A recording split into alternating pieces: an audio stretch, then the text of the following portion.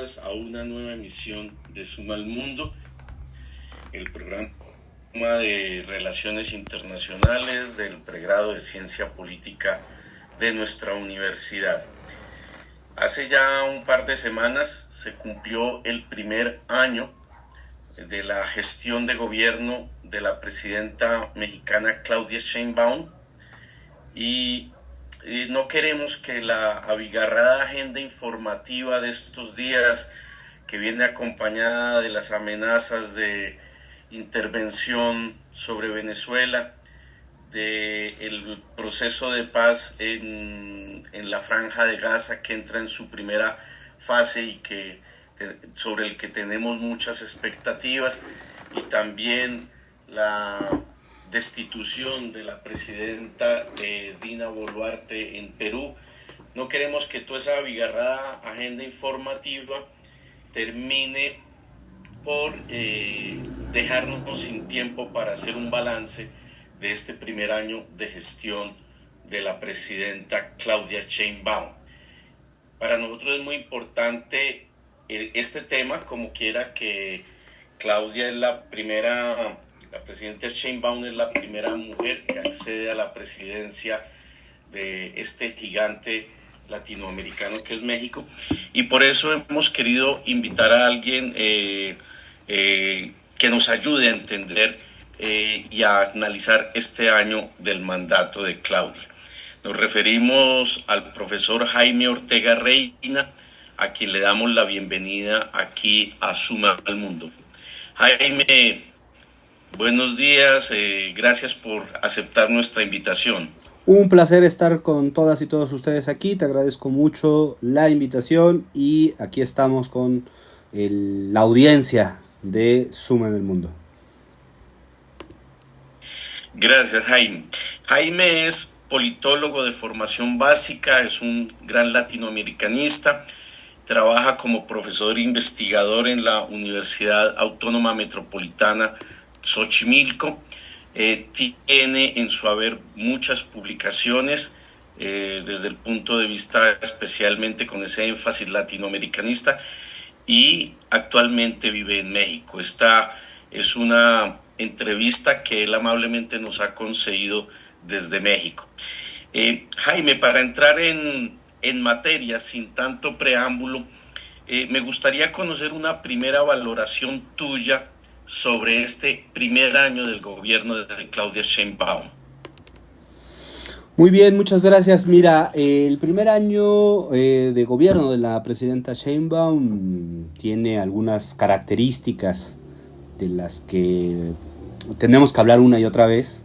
Y la primera, pues, es la grave crisis del sistema o del modo neoliberal de reproducir la vida, que sabemos que está en un proceso de crisis, de transición, no sabemos bien a bien para dónde va. Sabemos que hay procesos de desglobalización y evidentemente el gobierno de Sheinbaum tiene un horizonte marcado pues por la presencia norteamericana y por la amenaza norteamericana. De tal manera que este es un dato, digamos, que ordena parte de la discusión político-económica mexicana. La amenaza norteamericana, el cierre de las fronteras, el semiproceso de desglobalización, ¿no? Sabemos que está ocurriendo en Estados Unidos con el segundo mandato de Trump. Eso es a nivel internacional, lo que inmediatamente repercute en toda América Latina y especialmente en México por razones conocidas. Y el segundo elemento que ha marcado este primer año de gobierno de la presidenta es el dispositivo político que heredó Sheinbaum de su antecesor, Andrés Manuel López Obrador, que esencialmente, y para decirlo en breve, que podríamos matizar después, podríamos agregar, básicamente deja una sola fuerza política, con capacidad de dirigir al Estado, una fuerza política que aglutina una gran coalición donde hay centro, izquierda, derecha, y me atrevería a decir que extrema izquierda y extrema derecha también, de tal manera que es una presidenta que no enfrenta una oposición política de manera clara. No existe una posición política. La oposición, independientemente de su raigambre ideológica, no tiene mecanismos institucionales, no tiene mecanismos políticos para criticar, enfrentarse al proyecto, ¿no? De tal manera que es un primer año marcado por la amenaza y por una cierta certeza, y esa certeza es que la fuerza política que ella encabeza de alguna manera, tanto en el Estado como en buena parte de la sociedad, no está teniendo oposición, ¿no? No existe la oposición política, me refiero, existe social y existe de otras maneras, pero como fuerza política está muy disminuida, está muy desmejorada. Básicamente lo que sucede es que la derecha mexicana, como todas las derechas latinoamericanas, era neoliberal, y cuando se cae el neoliberalismo, pues no saben qué hacer, ¿no? Básicamente están también en un proceso de reconfiguración ideológico y político. Eso diría de este primer año. Hacia allá quería dirigirte una segunda pregunta, Jaime. Claudia Sheinbaum inició su segundo año de mandato con un 78% de aprobación a su gestión, que a todas luces es una aprobación realmente significativa. Creo que difícilmente un gobernante en América Latina logra resistir al desgaste de la gestión gubernamental manteniendo esos índices de aprobación tan altos. ¿A qué razones atribuyes tú que luego de un año de mandato aún no se haya terminado ese cuarto de hora del que gozan los gobernantes y hoy Claudia Sheinbaum siga manteniendo esos niveles tan altos de aprobación? Bueno, pues esta es una gran pregunta. Yo creo que hay varias explicaciones de esta condición de popularidad. No las quisiera ordenar en términos de importancia, sino más bien a veces algunas juegan mejor que otras, algunas ni siquiera tienen que ver con el mandato directamente, son especies de lo que Max Weber llamaba las afinidades selectivas, ¿no? Pasa una cosa y fortalece a otra sin quererlo, ¿no? O sin proponérselo. Una primera es la amenaza a Trump. Es indudablemente que México, como buena parte de las sociedades, pues tiene un corazón en la idea de la nación, ¿no? Y de protegerse frente a las amenazas. Si bien el nacionalismo mexicano no es necesariamente cerrado o violento hacia el otro, porque hay una gran tradición del nacionalismo, particularmente del que se ha llamado el nacionalismo revolucionario o nacionalismo popular, evidentemente la figura de Trump unifica hacia adentro, ¿no? Y unifica en torno a la figura que enfrenta a esa amenaza de manera inmediata, que es la presidenta. Entonces, el factor Trump opera en favor de Claudia, ¿no? Opera no económicamente y no en medidas, porque evidentemente eso puede ser un problema, y de hecho ha sido un problema, aunque no tan grande como se especuló en un principio, pero ideológicamente, socialmente, el factor Trump, el factor amenaza, es muy importante. Eso fortalece a la figura presidencial, a la figura de la construcción soberana, ¿no? Es decir, hay una claridad política en este momento en la sociedad mexicana que lo más importante ahora es la soberanía y la defensa de esa soberanía, porque hay una amenaza muy peligrosa. Real, inventada, imaginaria, a veces existente, a veces inexistente, no importa, ¿no? Eso ya es otro nivel de análisis.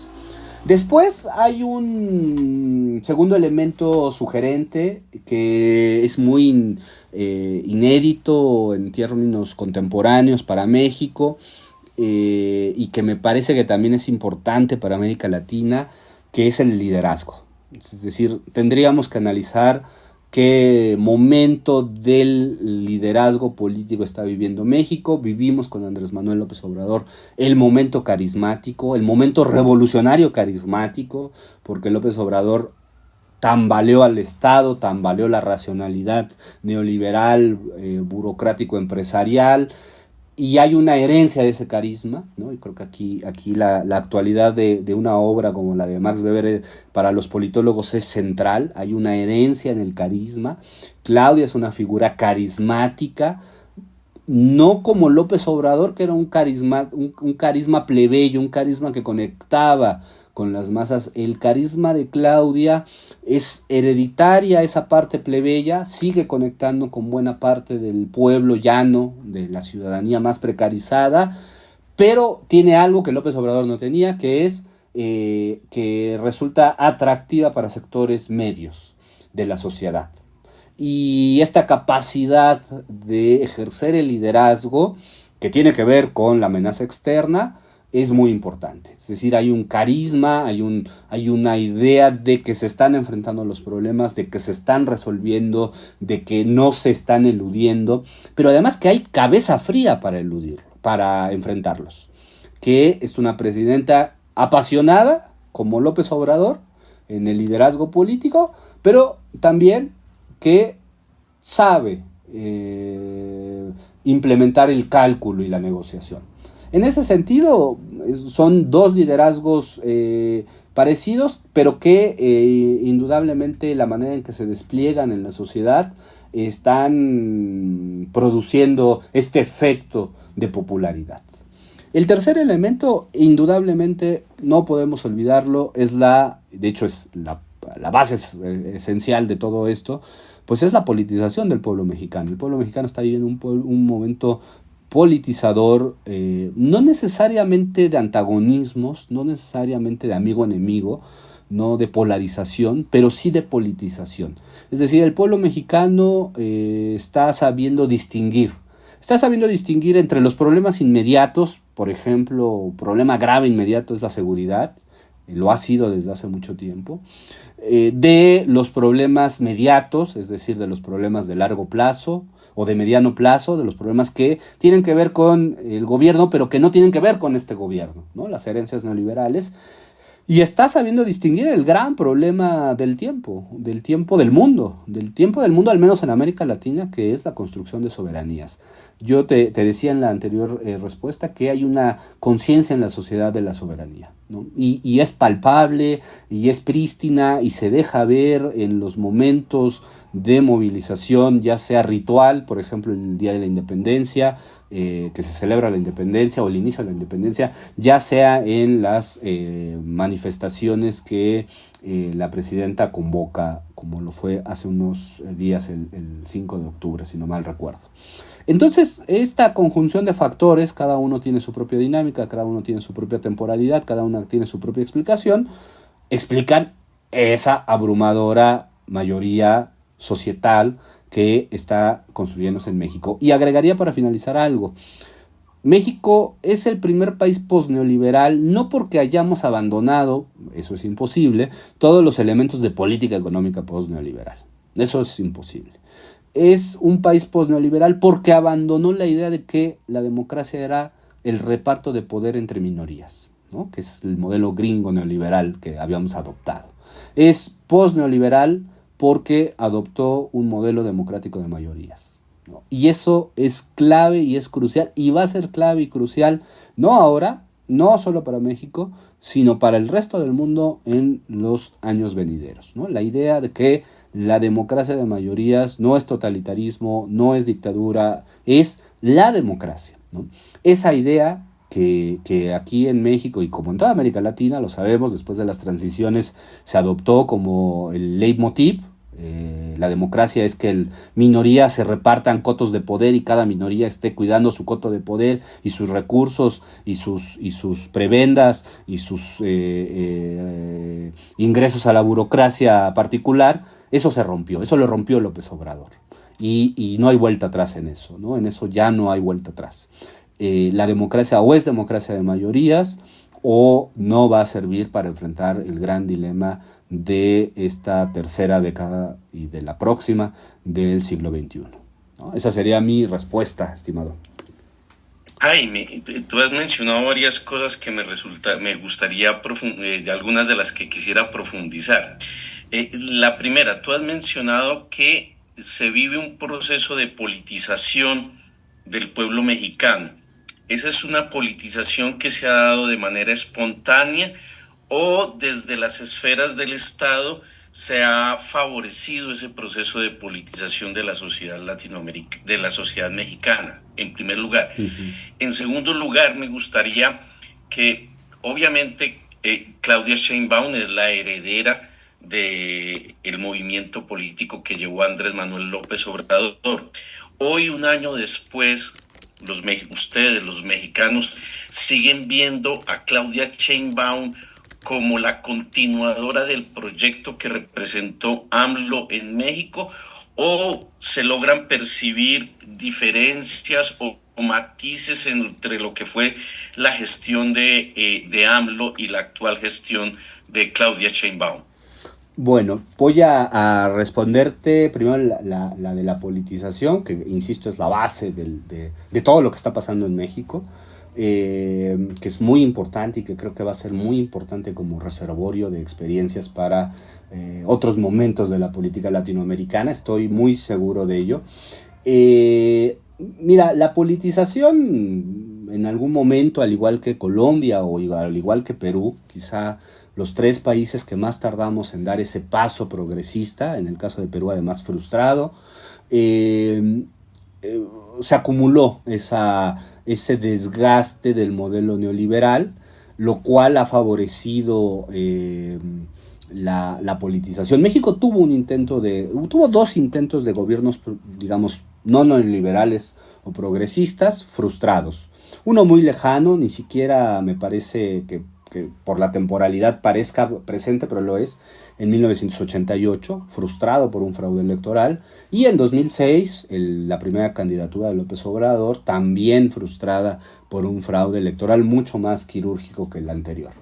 El pueblo mexicano atravesó el periodo neoliberal de una manera continua, ¿no? Un poco igual que Colombia, en esto nos parecemos mucho, a diferencia de otras sociedades que vieron interrupciones, ¿no? Sabemos las experiencias en Bolivia, en Venezuela, en Ecuador.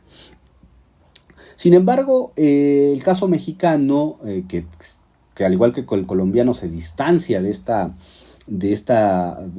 lo que era el tiempo latinoamericano aquel, ¿no? de los gobiernos populares o progresistas, fermentó una mayor conciencia de los elementos importantes que tenían que destacarse. Esta politización tiene que ver esencialmente con estas derrotas terribles de las que te estoy hablando, especialmente la del 2006, y también tiene que ver con la forja de un nuevo instrumento que fue el Movimiento de Regeneración Nacional y el liderazgo de López Obrador.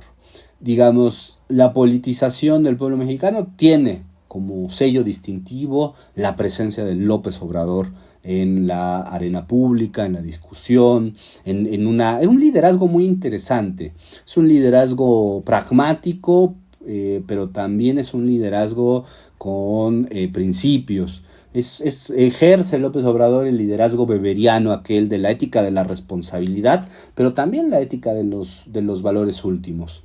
Y en ese sentido es una combinación muy, muy adecuada, muy responsable, eso es lo que me interesa, mucha responsabilidad en la conducción política de López Obrador, que hay que destacarse. Y hay que destacarse cuando vemos también declives de otras experiencias, cuando estos liderazgos no terminan, digamos, de dar el gran paso de heredar, ¿no? El liderazgo, de pasar la estafeta. La politización no parte del Estado mexicano, eso es un momento de cruce en este momento. En realidad el Estado mexicano era un Estado muy incapaz, muy deshecho, con muy pocas capacidades institucionales. Está reconstruyéndose el Estado. La izquierda mexicana del siglo XX luchó contra el Estado, y la izquierda del siglo XXI tiene que reconstruir el Estado, y no es inmediatamente el Estado el promotor de esta politización. Lo es sí la figura presidencial, sí fue López Obrador y sí fue Claudia Sheinbaum, pero es la figura presidencial que tiene en México una historia que a veces es complicada decirla, pero es una figura muy por arriba de los conflictos, digamos, ¿no? Le llamó Trotsky cuando estuvo en México, muy bonapartista, ¿no? Se coloca por encima de los conflictos. Entonces, no hay un Estado que esté politizando, sí hay un liderazgo que es un liderazgo político y un liderazgo institucional, lo fue López Obrador, lo es ahora Claudia Sheinbaum, que politiza. Claudia lo hace menos que López Obrador. ¿Cómo politizan? Pues todo el tiempo dando lecciones, dando pedagogía política, todo el tiempo dando la línea de la conducción. Y paso entonces con esta idea, un pueblo maravilloso, un pueblo solidario, un pueblo que logra trascender, digamos, las demandas corporativas, aunque por supuesto también son importantes. Es un pueblo que entendió la idea de la mayoría, o ha entendido en este periodo la importancia de que hay cosas que son importantes para grupos, pero que tienen que esperar porque hay prioridades. Eso es importante. Y la segunda pregunta, que ya un poco la dije, sí hay rasgos distintivos y sí hay continuidades. Hay continuidad en el proyecto. Claudia Sheinbaum continúa el proyecto de López Obrador, que esencialmente yo lo resumiría de esta manera. La llamada cuarta transformación, que es como le llamamos en México a este proceso, es una gran transformación de las relaciones entre el Estado y la sociedad. Se están rompiendo los vínculos que se establecieron durante 40 años de comunicación, de intervención, de participación entre el Estado y la sociedad. Y eso está transformando al Estado, evidentemente, porque no puede atender a la sociedad de la misma manera, y está transformando a la sociedad, porque estamos encontrando una sociedad no solamente politizada, no solamente que demanda, no solamente que exige, sino también estamos encontrando una sociedad que al ver a este Estado en transformación y al ver una parte de la vida política económica transformada, se está beneficiando de manera significativa, ¿no? Ya podré dar más adelante algún dato importante a este respecto. En lo general, ese sería la continuidad entre Claudia y López Obrador. Y la diferencia es una diferencia de procedimientos. Claudia es menos... diferencia de estilo, quizás. Es diferencia de estilo, de procedimiento de estilo. Claudia es menos confrontativa, es mucho menos confrontativa que López Obrador. López Obrador era el espíritu plebeyo, era el espíritu de los de abajo, de los siempre ninguneados, de los siempre hechos menos, que retaba a las oligarquías y a las élites. Claudia no, Claudia viene de una familia de izquierdas, viene de una familia de clases medias, viene de un sector importante en la sociedad que es la comunidad científica, y es menos confrontativa, pero eso no quiere decir que cuando tenga que confrontar no lo haga, sí lo hace, y lo hace bien, porque es solvente. Entonces, ahí hay una diferencia. A algunos no les gusta, algunos añoran, extrañan el estilo confrontativo de López Obrador. A algunos les parece que este estilo tiene una característica que vuelve a la coalición gobernante más amplia en lo ideológico, ¿no? López Obrador amplió la coalición gobernante en lo pragmático. ¿Quién resolvía los problemas? El que resuelva los problemas era incluido para López Obrador. En Claudia más bien es una inclusión ideológica. Todos pueden entrar en algún punto, aunque no resuelvan problemas o aunque a veces creen más problemas. Es de estilo la diferencia, porque el proyecto creo que sigue siendo el mismo. Y cierro con esto. Una de las pocas reformas que López Obrador no pudo hacer fue la de la reforma electoral, que esencialmente va a transformar el mecanismo de representación política. Bueno, eso lo va a hacer Claudia Sheinbaum indudablemente. Está marcado que lo va a hacer y que va a haber un gran vuelco en el sistema político institucional en los próximos años. Bueno, y cierro, con esto. Otro de los momentos de conexión, independientemente de la manera de liderazgo, es que Claudia va a cristalizar la última gran reforma de López Obrador, que fue una reforma al Poder Judicial, que esencialmente democratiza el Poder Judicial. Entonces, ahí está el asunto, ¿no? Sí, las diferencias y las continuidades, estimado. Jaime, gracias. Te adelantaste una pregunta que te quería hacer en este primer segmento de nuestro programa. Ahorita debemos hacer una pequeña pausa para mensajes institucionales de nuestra emisora de la Universidad de Antioquia. pero has respondido ya provisionalmente una pregunta que te quería hacer sobre los temas que tú destacarías de la agenda legislativa de Claudia Sheinbaum en este primer año.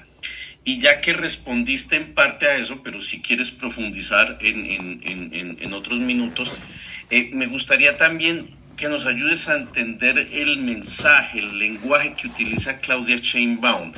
Ella en varios de sus discursos, y lo repitió en el discurso que pronunció con ocasión de esta rendición de cuentas del primer año en el Zócalo, habló de que somos gobierno de territorio.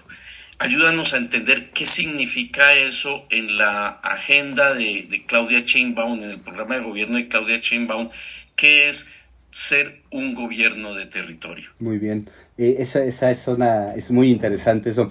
Mira, es una vieja herencia que viene del momento climático de la Revolución Mexicana. La inaugura un presidente muy importante, el último presidente revolucionario, que fue el general Lázaro Cárdenas. Lázaro Cárdenas era un personaje de la provincia, de una zona alejada de la ciudad, y no le gustaba la ciudad. La ciudad era, para toda esta generación de los años 30, una ciudad de la corrupción, de la perdición, ¿no? del vicio, de las malas prácticas sociales. Y entonces Lázaro Cárdenas no solamente es el primer candidato que recorre todo el país en ese momento, nunca nadie lo había hecho antes, en parte porque veníamos de una revolución, y es un gobernante que ejerce el poder desde fuera de la capital, en muchos sentidos, ¿no? Es decir, lo hace en el contacto directo con los grupos que tiene que atender. Esa herencia la recoge López Obrador. López Obrador en los últimos 90 años había sido el único que había recorrido todos los municipios del país. México es sensiblemente grande, ha variado el número de municipios, pero hay una gran cantidad, miles de municipios, miles de poblaciones. Y López Obrador insistió mucho en esta idea de no convertir el ejercicio de gobierno en uno, digamos, burocratizado en el sentido de escindido de la sociedad. E insistió mucho en esta perspectiva, ¿no? Esta es una herencia de López Obrador, la idea de que se gobierna en el territorio se tiene que ir a atender de manera directa. ¿Por qué? Porque en esto que yo te decía en la respuesta pasada, de que la cuarta transformación es una modificación de los vínculos entre el Estado y la sociedad, lo que se ha intentado es remover a los intermediarios que oficiaban entre el Estado y la sociedad.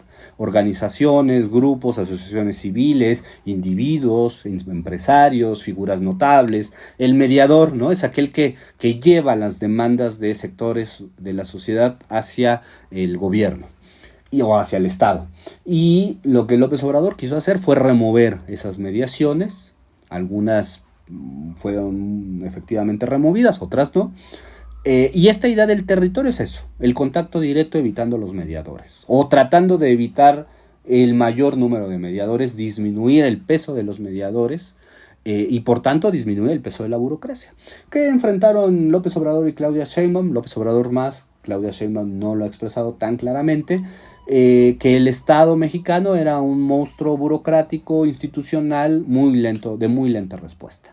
Que el Estado, esto que te decía yo, tiene muy pocas capacidades para atender a la sociedad, en realidad. Aunque tenga un gran dispendio institucional y un gran dispendio en términos de la figura administrativa, la verdad es que tiene pocas capacidades para atender a la sociedad.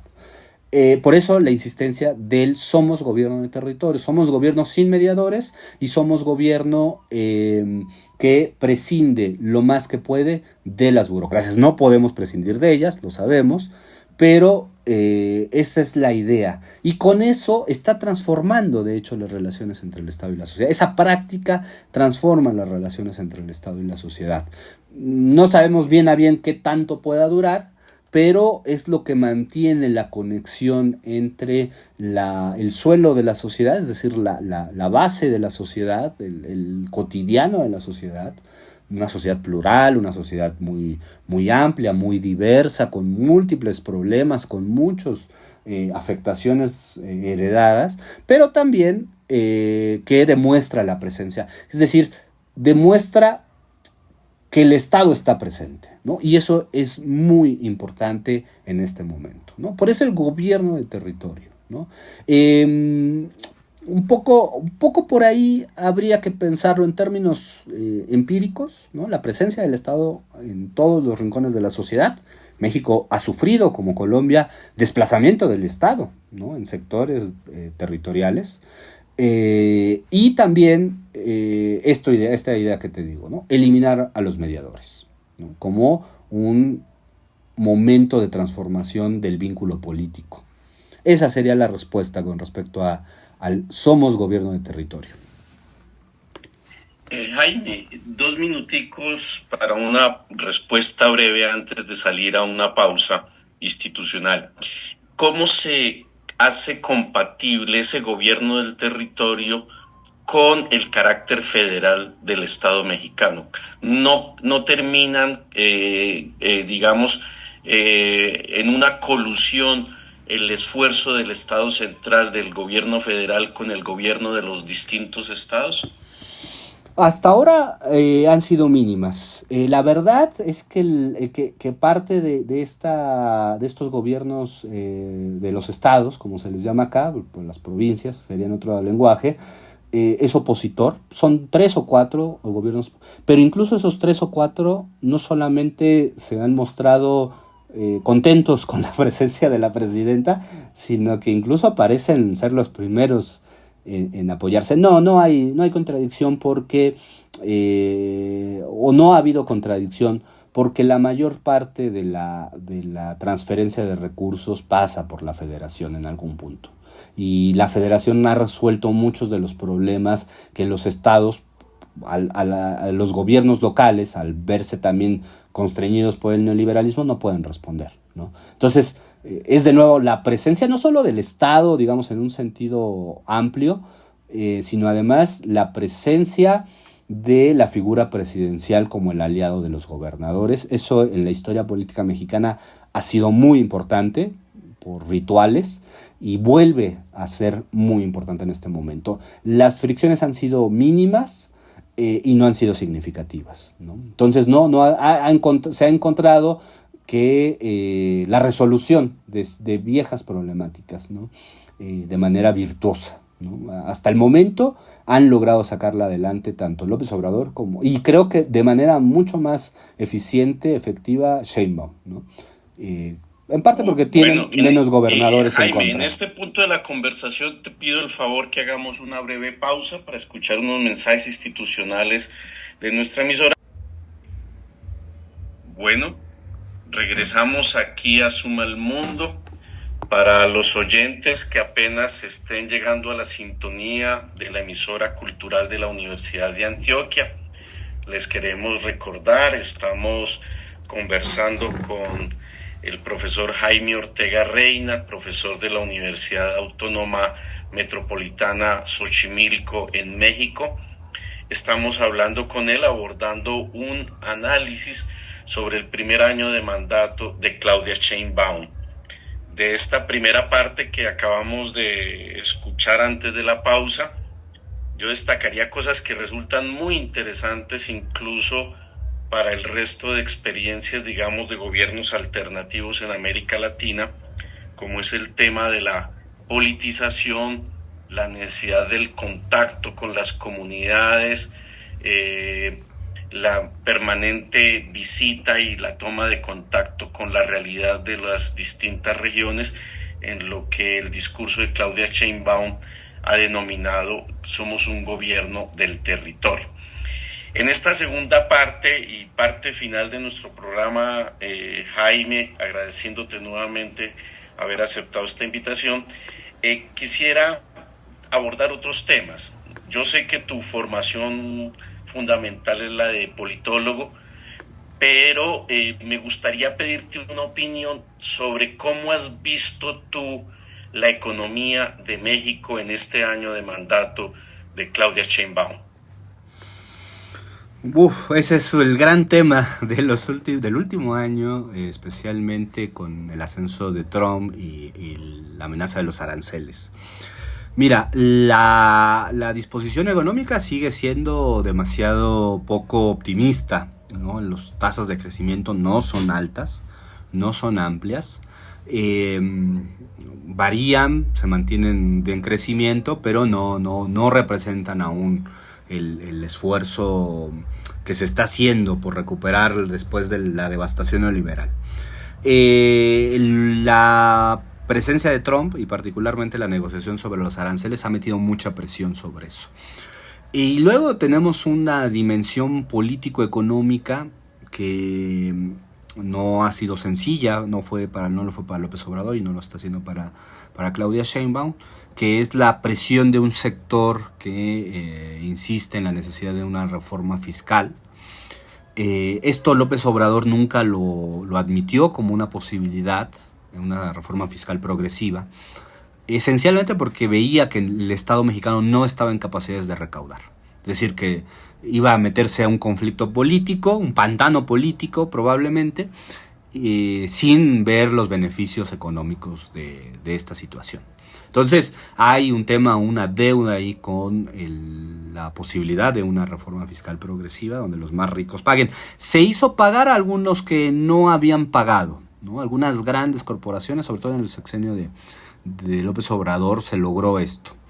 Y el gran artilugio que han inventado López Obrador y Sheinbaum para subsanar esta carencia de recursos por la vía de la reforma fiscal ha sido apretar a la burocracia estatal, básicamente establecer un modelo de austeridad muy, muy radical en términos de la austeridad de los funcionarios, ¿no? De todos aquellos que están por un cargo político, que se mantengan con un momento, en un proceso de austeridad, ¿no? de recorte de ciertos gastos, de salarios, pero bueno, eso tiene un límite, ha funcionado pero tiene un límite, ¿no? Entonces no sabemos hasta cuándo va a funcionar. Y el tercero, y con esto cierro la pregunta, que efectivamente no es el motivo principal de mi expertise, pero bueno, obviamente está en el ambiente político de la discusión mexicana, es que hay un gran proyecto de rearticulación del capitalismo a partir de un proyecto que se llama el Interoceánico, que básicamente competiría con el Canal de Panamá y que competiría, digamos, con el traslado de mercancías Pacífico Atlántico, ¿no? Es un gran proyecto, ya tiene un tiempo que fue imaginado, básicamente pasaría por una parte angosta del territorio por medio de trenes. Hay una reactivación importante de los trenes, eso también es importante decirlo en términos económicos, que se habían destruido en el periodo neoliberal, y ahora hay un intento de rearticulación, ¿no? De que México se vuelva un punto de conexión en esta gran transición capitalista que está ocurriendo ante nuestros ojos, por medio de ese espacio geopolítico, ¿no? O ese espacio geoeconómico, mejor dicho. Lo cual, por supuesto, trae nuevas contradicciones, nuevos problemas, nuevos conflictos, y que está todavía en un proceso de decisión, ¿no?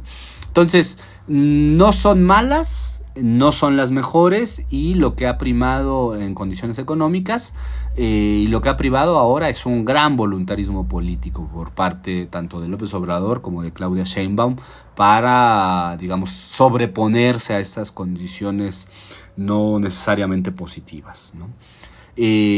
Bueno, eso diría para no arriesgar, digamos, algo que no podría sostener, ¿no? Jaime, hay una frase muy, muy conocida que se le atribuye a Porfirio Díaz, aunque creo que quien la pronunció fue finalmente otra persona, en la que él decía que pobre México porque está tan lejos de Dios y tan cerca de Estados Unidos. Algo de eso ya lo has tocado tanto en la respuesta que me acabas de dar, como al comienzo de nuestro programa, de nuestra conversación. ¿Qué tanto está pesando, qué tanto puede pesar en la gestión de Claudia Sheinbaum esa condición tan particular que tiene México de estar tan cerca de verdad de Estados Unidos? Y sobre todo estar tan cerca de Estados Unidos con un presidente al frente, presidente que está dispuesto a hacerle conocer al mundo entero que si no acepta sus reglas de juego, tendrá que someterse al gran garrote del viejo Teodoro Roosevelt. Y me atrevería a hacer una pregunta. Colombia igualmente no solamente está muy lejos de Dios, según la frase que se le atribuye a Porfirio Díaz, sino también está muy lejos de México, de China. Pero hoy, en las actuales reconfiguración del panorama mundial y de la geopolítica con este mundo multipolar, es posible que el impacto que pueda sentir la economía mexicana por esta oleada de aranceles ordenados por Trump pueda ser subsanada con un mayor acercamiento o bien hacia las otras naciones latinoamericanas o mejor aún hacia ese eje de los BRICS. Uh-huh. Bueno, pues esa frase que pesa como una verdadera maldición, sí, efectivamente. El peso y la presencia para México de Estados Unidos es grandísima, no así para Estados Unidos, ¿no? Que nunca han entendido muy bien, no solo América Latina, mucho menos México, pero bueno, yo diría lo siguiente: creo que es un momento de transición donde efectivamente hay muchas ventanas abiertas, y de hecho hay un tono de malestar por no ver ni en López Obrador ni en Claudia, por parte de intelectuales sobre todo, no ver este acercamiento hacia los BRICS o hacia China, o a China dentro de los BRICS en dado caso, y hay que ser mesurados en eso, ¿no? Yo creo que está pesando un gran realismo político en la decisión de López Obrador y de Claudia Sheinbaum de no acercarse todavía a estos gigantes económicos, porque el margen de acción que te deja la presencia de Estados Unidos es muy, muy limitado. Es muy limitado, estamos hablando que 80-85%, a veces sube a 90% de las exportaciones mexicanas van al mercado norteamericano. Es decir, es muy grande esa dependencia, ¿no? El neoliberalismo nos encadenó a la economía norteamericana, y no es por voluntad política de un individuo, por más importante que sea, que esto se va a venir abajo, ¿no? Es decir, no es solamente una falta de voluntad, son condiciones materiales reales, ¿no? Aquí el viejo Marx y su teoría del mercado mundial nos son muy importantes. Y además, en el caso de López Obrador más, en el caso de Claudia Sheinbaum menos, en el caso de López Obrador había una idea de tratar de convencer a los norteamericanos de que era mejor estar en paz, en concordancia, que había que caminar juntos para enfrentar efectivamente sus nuevos poderes, ¿no? Sin transgredir la soberanía, pero reconocía ese peso. En el caso de un poco lo que López Obrador les dijo, hay un discurso en La Habana que da López Obrador en Cuba, y un poco lo que les dice es: el mundo está cambiando, es mejor que estemos unificados, ¿no? Está diciendo a los norteamericanos eso. Creo que era muy real, era realista ingenuo, ¿no? Realista porque es cierto, ingenuo porque no hay élite política norteamericana capaz de ver con claridad esto. Luego, lo de China parece sencillo, pero también puede ser encadenante, ¿no? O sea, el problema sería pasar de una dependencia a otra, ¿no? De una dependencia de un mercado a la dependencia de otro mercado. El proyecto económico de Claudia Sheinbaum, en ese sentido, no ofrece resultados en lo inmediato, pero sí ofrece posibilidades a mediano plazo. Básicamente, se le llama el Plan México, lo organizó una académica inglesa, que ha estado en México. Ahora no recuerdo exactamente el nombre, pero si se le busca así como Plan México, básicamente es un intento de reindustrializar a México en las condiciones del siglo XXI, ¿no? Un poco para disminuir estos grados de dependencia que hay, especialmente con el mercado norteamericano. Entonces, bueno, este es uno de los puntos más complejos, ¿no? Este es uno de los puntos más, porque sabemos que no depende de la voluntad de una persona, sabemos que hay condiciones, tendencias,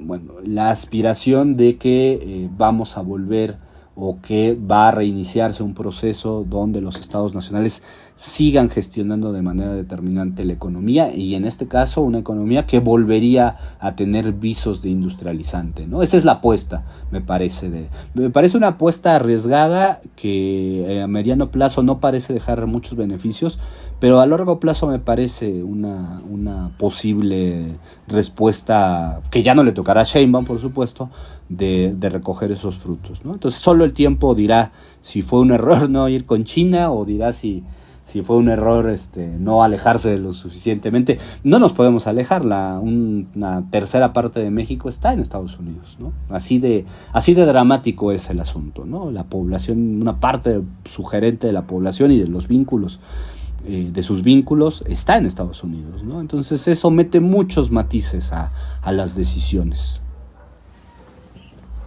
Jaime, hay otro aspecto que no quisiera dejar sin analizar y que tú nos aportes aquí a los colombianos que te están escuchando, sobre otro de los ejes que siento es un eje fuerte en el discurso y en el gobierno de Claudia Sheinbaum, es el tema de la presencia de la mujer. Ella incluso también en algunos de sus discursos, así como ha hablado que es un gobierno del territorio, también ha señalado que este es el tiempo de mujeres. ¿Cómo se ha traducido ese lema, digamos, de campaña y ese lema agitacional ya en la vida práctica y en el ejercicio del gobierno? Ese es uno de los ejes, digamos, distintivos con respecto a López Obrador. López Obrador dio inicio al primer gobierno paritario, es decir, que los funcionarios de alto rango fueran mitad, hombres-mujeres. Incluso hubo un momento en que hubo una mujer más, una cosa así. López Obrador enfrentó una interpelación por parte de un masivo, pero también muy difuso movimiento feminista. Masivo porque, bueno, era muy palpable la presencia de esta corriente en la sociedad, pero también muy difuso porque, claro, era ya el crisol ideológico adentro de las movilizaciones feministas, ya no correspondía solo a las izquierdas como tradicionalmente, sino que había nuevos grupos, ¿no? O hay nuevos grupos. Entonces este fue uno de los grandes deudas, digamos, ¿no? No quedaba todavía muy claro qué estaba pasando con esta nueva vertiente o esta vertiente contemporánea tan presente en las sociedades, ¿no? Al menos en la mexicana. Después, Claudia, evidentemente, pues tiene en esta revolución cultural que está ocurriendo, o que ha estado ocurriendo en los últimos lustros, ¿no? Con la presencia activa de las mujeres, pues tiene la responsabilidad de estar a esa altura, ¿no? Se creó la Secretaría de Mujeres, eso es muy importante. Una de las subsecretarias es una de las políticas más jóvenes que tiene México, y la otra es una ex militante del Partido Comunista Mexicano, de una gran trayectoria y de un gran reconocimiento social. Entonces, digamos, la Secretaría de Mujeres ha tenido la necesidad de adaptar, ¿no?, las condiciones del vínculo del Estado con las mujeres. Básicamente lo que se ha dicho... Una pregunta, Jaime, te interrumpo. Sí. En la nomenclatura del Estado mexicano, ¿la Secretaría es el equivalente a los ministerios? La Secretaría es el equivalente a los ministerios, sí, claro. Esa es una o sea que existe a partir de ahora con Claudia Sheinbaum un Ministerio de la Mujer. Así es. Digamos, vamos en el tiempo contrario a Milei, que destruyó el Ministerio de la Mujer. Acá se inauguró recién el equivalente, ¿no?, del Ministerio de la Mujer. Sí, así es. Básicamente la idea es hay dos ideas fundamentales. Una es, el lema de López Obrador fue primero los pobres, ¿no? Ese fue el lema de López Obrador para sus campañas políticas, que era el leitmotiv. En caso de Claudia es primero las pobres, ¿no? Porque se sabe, está demostrado que entre los sectores vulnerables las mujeres son las más vulnerables, ¿no? Eso es indudable. Y toda la lucha en contra de la pobreza, dato importantísimo, López Obrador logró la reducción de la pobreza de 13 millones de personas, que para cualquier país, pero obviamente para México es fundamental. muchas de ellas son mujeres, ¿no? Bueno, ese es un tema. Y el otro tema es la presencia y la participación, el cambio en la transformación cultural, ¿no? El cambio en la transformación cultural que implica las mujeres toman los lugares de decisión, las mujeres acceden a derechos que antes no tenían, los programas sociales focalizados para combatir la pobreza van dirigidos o se entrega el recurso a las mujeres, y eso está generando dinámicas en los estratos más desfavorecidos de la sociedad muy importantes, ¿no? Entonces, bueno, hay por supuesto, hay una tensión, hay un sector del gobierno que ve esto en clave neoliberal. Te voy a poner un ejemplo, ¿no? Atender a las mujeres es darle préstamo a las mujeres, bancarizar a las mujeres, ¿no? Esa es la vertiente neoliberal que todavía sigue vigente. Y otro sector que dice, no, el problema es atender el problema de los cuidados, socializar los cuidados, que hombres, mujeres, pueblos, comunidades se involucran en los cuidados, ¿no? Son dos visiones distintas que están conviviendo, ¿no? De manera tensa en el actual gobierno, ¿no? Entonces sí hay un cambio en la vida de las mujeres, ¿no? No es solamente discursivo. Lo empezó López Obrador y lo está profundizando y lo está, digamos, conceptualizando Sheinbaum, ¿no? Es más clara esa conceptualización de lo que ya venía ocurriendo. Pero tampoco hay unanimidad, ¿no? También hay maneras distintas de pensar la centralidad o el lugar de las mujeres, ¿no? También eso es cierto, ¿no? Y, ojo, y con esto quiero cerrar, no hay un compromiso con esto que se ha dado a llamar la batalla cultural, ¿no? No hay una idea de minimizar a los hombres, no hay una idea de desplazarlos, ¿no? Sino de democratizar las relaciones, ¿no? Yo creo que eso ha sido algo que ha distinguido también al actual proceso mexicano, ¿no? No se ha comprado esta idea de vamos a dar una disputa cultural, ¿no? Y a forzar los cambios. Yo creo que atendieron primero la materialidad de los cambios, y eso es muy importante. Es lo que explica que las derechas no puedan asumir por ahí un punto de quiebre, como sí lo han hecho en otros casos, ¿no? El argentino es el más claro. Entonces, bueno, hay un cambio cultural, pero hay un cambio cultural porque hay un cambio material, ¿no? Este es el silogismo, es al revés. Primero fue el material, o estaba siendo el material, y está aconteciendo el cultural, ¿no? Jaime, el tiempo lastimosamente se nos agota, el reloj corre inexorable y solamente entonces me queda tiempo para hacerte una última pregunta. Que me sirve además para contextualizar a los oyentes. A diferencia de Colombia, el gobierno, el periodo de mandato en México no es de 4 años, sino de 6 años, del cual apenas Claudia ha cumplido el primero, es decir, que queda un largo periodo de 5 años. Y entonces querría cerrar, aunque es muy difícil vaticinar qué va a ocurrir en estos 5 años que le restan a Claudia Sheinbaum, que tú nos pudieras compartir cuáles son las prioridades que ha definido la presidenta Sheinbaum para estos próximos 5 años que quedan, y qué perspectivas ves tú hacia el futuro en estos 5 años de mandato. Rápido, te lo digo como lo veo en este momento, seguramente cambiarán cosas. La primera es una gran reforma... Jaime. Perdón, te lo digo rápidamente, no prendí el micrófono, perdón. Te lo digo rápidamente porque nos queda muy poco tiempo. La primera es un gran cambio en la reforma en el sistema político mexicano. Va a haber un cambio significativo en la organización de la representación de la sociedad. Esto es muy importante. Lo segundo será un gran cambio económico en la manera de ver si hay visos de posibilidades de una industrialización sustitutiva. Eso también es muy significativo. Y en tercer lugar, vamos a ver si hay posibilidades de atender las grandes deudas del gobierno de López Obrador y las grandes deudas pues de los últimos años. Son dos los grandes temas para la audiencia colombiana.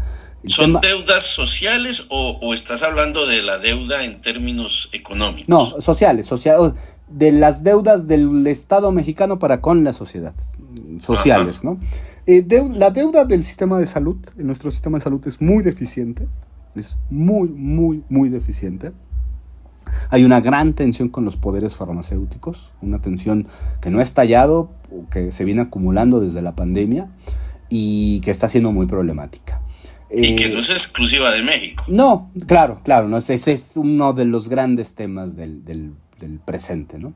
Y el otro es el freno a la violencia, ¿no? En México, sabes, hay una escalada de violencia societal que no ha podido pararse, ¿no? No ha podido pararse y que, bueno, ha disminuido el número de homicidios, pero siguen siendo demasiado altos, ¿no? Siguen siendo muy altos. Y bueno, digamos, yo creo que las prioridades, el hombre fuerte de Claudia Sheinbaum es el secretario de Seguridad que es el encargado de esta política, ¿no?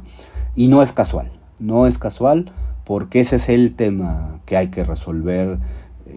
Todo lo demás funciona, pero eso todavía no está funcionando como debería, ¿no? Entonces, bueno, ahí está el futuro, ¿no? Yo creo que ahí está el futuro. Y finalizo con esto, hay una contradicción en el gobierno, ya no me refiero a Sheinbaum aquí, sino en el conjunto del gobierno, que es una vertiente más plebeya, más preocupada por los intereses de las clases populares, y hay una tendencia dentro del gobierno más tecnocrática, ¿no? Más de una resolución pronta, expedita, aunque no considera muchas veces las condiciones sociales. Yo creo que esa tensión y estos problemas que enuncié van a acompañar los 4 años que siguen al gobierno de la presidenta Sheinbaum. Jaime, pues muchas gracias por aceptar esta invitación de Suma al Mundo. Creo que nos has dejado un panorama bastante interesante. Obviamente habrá que profundizar, pero como quedan 5 años de mandato de Claudia Sheinbaum, pues creo que volveremos a demandar tu análisis al respecto.